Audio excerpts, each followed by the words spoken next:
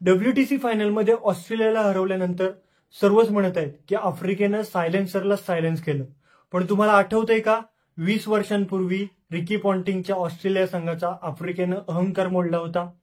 One day सामन्यात 434 धावा करून देखील आफ्रिकेनं ऑस्ट्रेलियाचा धुव्वा उडवला. असं म्हणतात की आफ्रिकन फलंदाज हर्षल गिब्स या सामन्यात दारू पिऊन खेळला होता.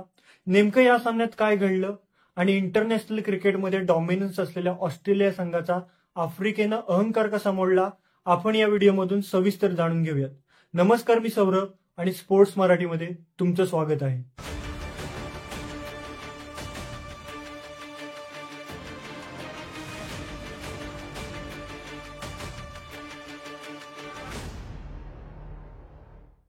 तारीख होती 12 मार्च 2006.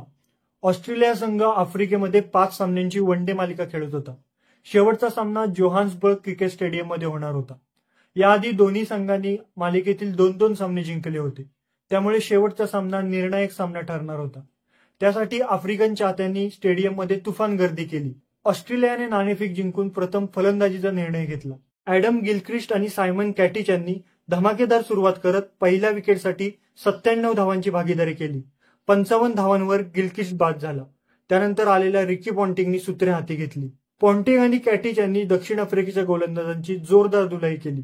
प्रत्येक चेंडू त्यांनी सीमापार पाठवण्याचा प्रयत्न केला, मात्र कॅटिच 79 धावांवर बाद झाला. त्यानंतर आलेल्या मायकल हसीने आक्रमक फलंदाजीला सुरुवात केली. दुसऱ्या बाजूला पॉन्टिंग फटकेबाजी करतच होता. दोघांनी मिळून ऑस्ट्रेलियाची धावसंख्या 374 पर्यंत नेऊन ठेवली. पॉन्टिंगने 164 तर हसीने 51 चेंडूत 81 धावा काढल्या. त्यानंतर अँड्रू सायमन आणि ब्रेटलीच्या छोट्या खेळीच्या जोरावर ऑस्ट्रेलियाने 50 षटकात 434 धावांचा डोंगर उभा केला. ही वन डे मधील त्यावेळची सर्वोत्तम धावसंख्या होती. 435 धावांचं लक्ष्य पाहून ऑस्ट्रेलिया हा सामना सहज जिंकेल असं सर्वांना वाटलं होतं. अनेक चाहत्यांनी निराश होऊन स्टेडियम देखील सोडलं, तर काहींनी टीव्ही बंद केले. पण नियतीने त्या दिवशी काहीतरी वेगळंच लिहिलं होतं. 435 धावांचा पाठलाग करताना आफ्रिकेची सुरुवात खराब झाली. अवघ्या 3 धावांवर त्यांची पहिली विकेट गेली. त्यानंतर कर्णधार ग्रॅमी स्मिथ आणि हर्षल गिब्स यांनी डाव सावरला. दोघांनी 187 धावांची दमदार भागीदारी केली. गिब्सने 111 चेंडूत 175 धावांची तुफानी खेळी केली, तर स्मिथने 55 चेंडूत 90 धावा केल्या. म्हणतात सामन्यात फलंदाजीला येण्यापूर्वी गिब्सने दारू प्यायली होती, असे त्याने एका मुलाखतीत देखील सांगितले होते. संघाच्या 190 धावांवर स्मिथ बाद झाला. त्यानंतर दक्षिण आफ्रिकेला सलग 2 धक्के बसले. मात्र मार्क बाउचरने शेवटपर्यंत खिंड लढवली.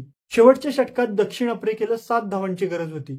मार्क बाउचर आणि अँड्रू हॉल खेळपट्टीवर होते, तर समोर जगातील सर्वात वेगवान गोलंदाज ब्रेटली होता.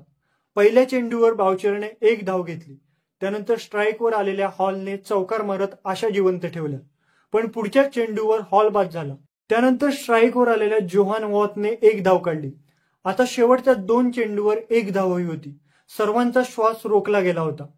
पुढच्या चेंडूवर बाउचरने लॉंगॉनच्या दिशेने चौकार मारत आफ्रिकेला विजय मिळवून दिला. आफ्रिकेनं ऑस्ट्रेलियन गोलंदाजांची दमदार धुलाई केली. ज्या गोलंदाजांचा रिकी पॉन्टिंगला अभिमान होता त्यांचा गर्व आफ्रिकेनं मोडला.